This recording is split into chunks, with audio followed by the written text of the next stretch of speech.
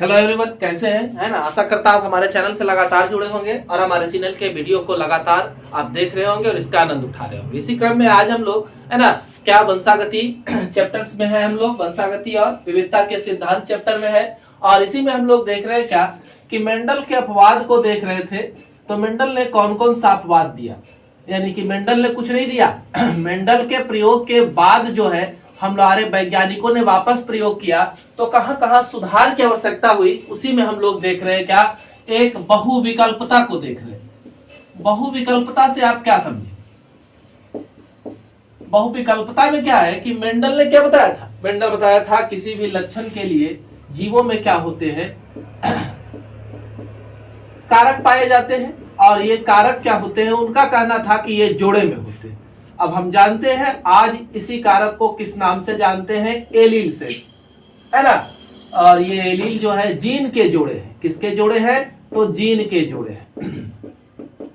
तो बहुविकल्पता में सुधार ये हुआ कि इनका कहना था कि ये किसी भी लक्षण के लिए दो ही एलील पाया जाएगा, लेकिन यहां पता चला कि किसी भी लक्षण के लिए दो या दो से अधिक एलील हो सकते हैं, है ना। दो से अधिक एलील हो सकते हैं।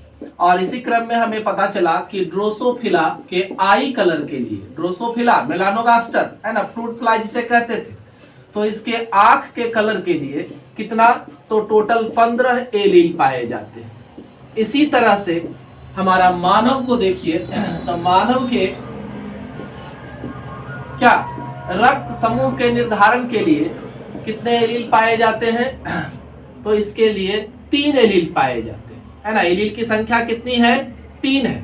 अब पूछेगा मानव रक्त समूह के लिए जीन कौन सा है? तो जीन आपका जो है वो क्या है? आई, ठीक है। अब एलील का प्रकार आप देखें तो एलील कितना है? एक को I0 कहते हैं, IA है, दूसरा क्या है? IB है। ये 3 एलील ही मानव रक्त समूह का निर्धारण करते हैं।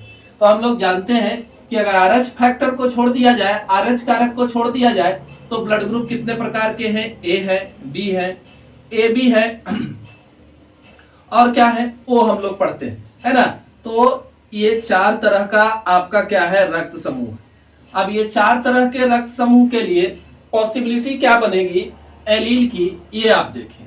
जैसे पहला रक्त समूह A है ना, तो A के लिए संभावना क्या बनती है कि या तो I0 हो सकता है और IA हो सकता है।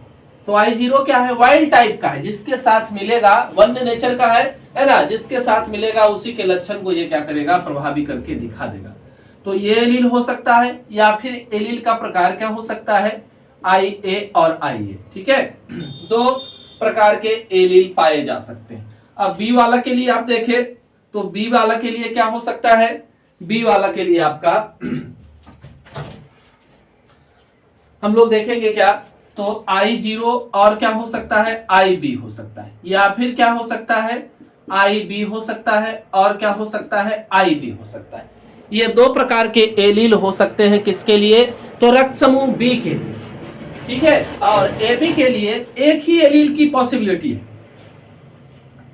और वो क्या है ना, IB और IA। इसके अलावा अन्य कोई भी एलील का प्रकार जो है इस रक्त समूह का निर्धारण नहीं कर सकता है। अब ये देखें, इसके लिए I0 के लिए क्या है? तो एलील का प्रकार जो है ये होगा। कोई भी दूसरा आएगा तो इसको क्या कर देगा? प्रभावित कर देगा।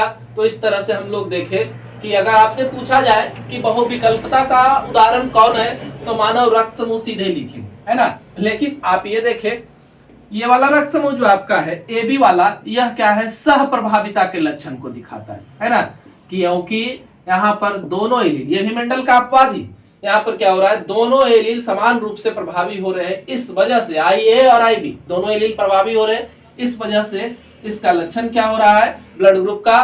तो AB प्रकार का हो रहा है ना। तो ये आपका क्या है? बहुविकल्पता को आज हम लोगों ने समझा। धन्यवाद, लगातार हमारे चैनल से आप बने रहें।